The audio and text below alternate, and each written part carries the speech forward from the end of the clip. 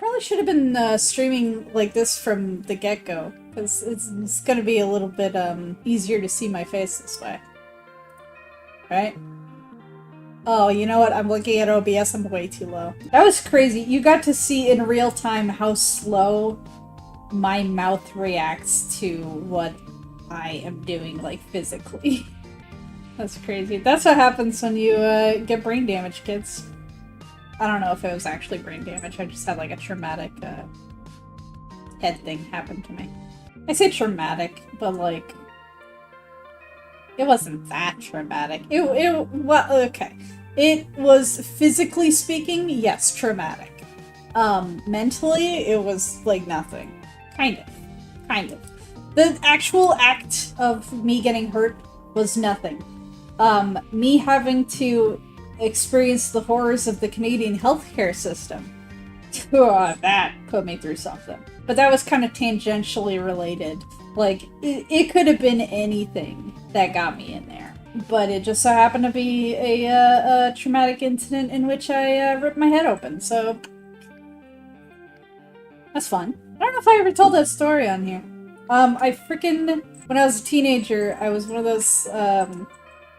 those kids that, like, my limbs did not cooperate with me no matter how much I tried. So I would just stumble all of the time, and it was very often in ways that, like, I'm a very, like, fragile person physically, so, you know, falls, I tend to get hurt pretty bad. I've broken a lot of bones. I've had all kinds of injuries. In that particular moment, I tripped in my awkward teenage body, and I landed in just the right way that I landed.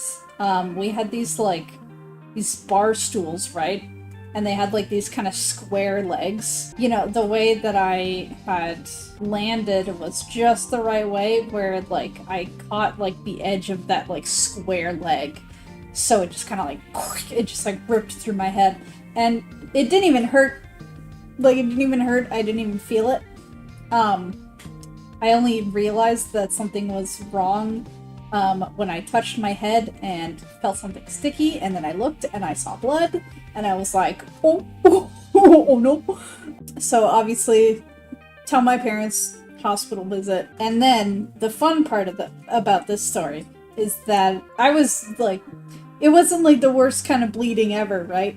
It was a pretty small cut, but it was still like bleeding heavily enough that I came in and the nurses were like, yeah, you'll have to get stitches, so, you know, just wait for the doctor to come in and he'll give you stitches and then it'll be fine. So we did that, and I distinctly remember this. We ended up waiting 10 hours in there, like, waiting for a doctor to come in. And I distinctly remember, because I remember, like, each hour my parents were, like, so angry. Like, they were just... I've never seen my parents that angry before.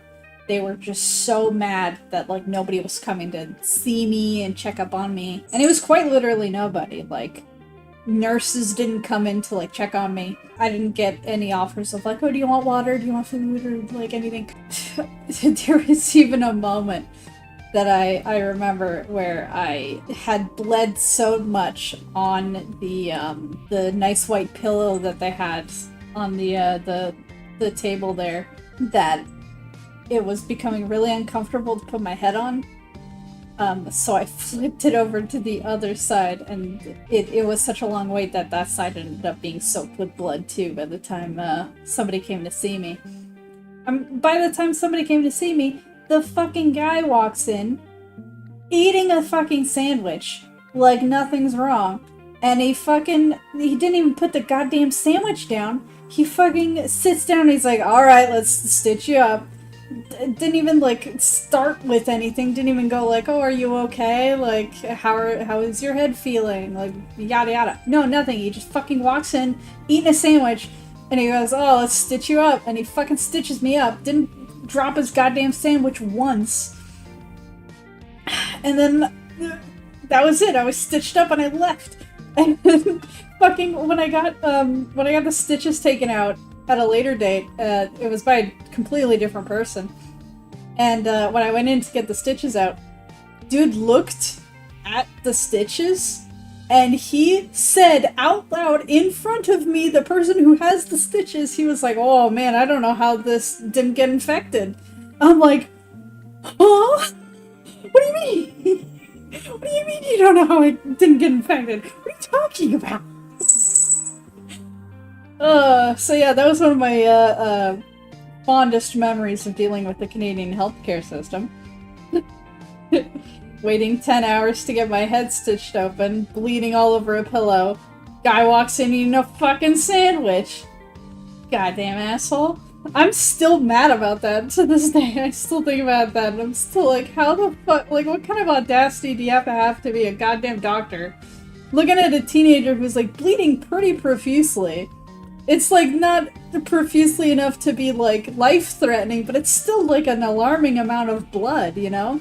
Like, people don't realize just how much crazy amounts of blood there are in people.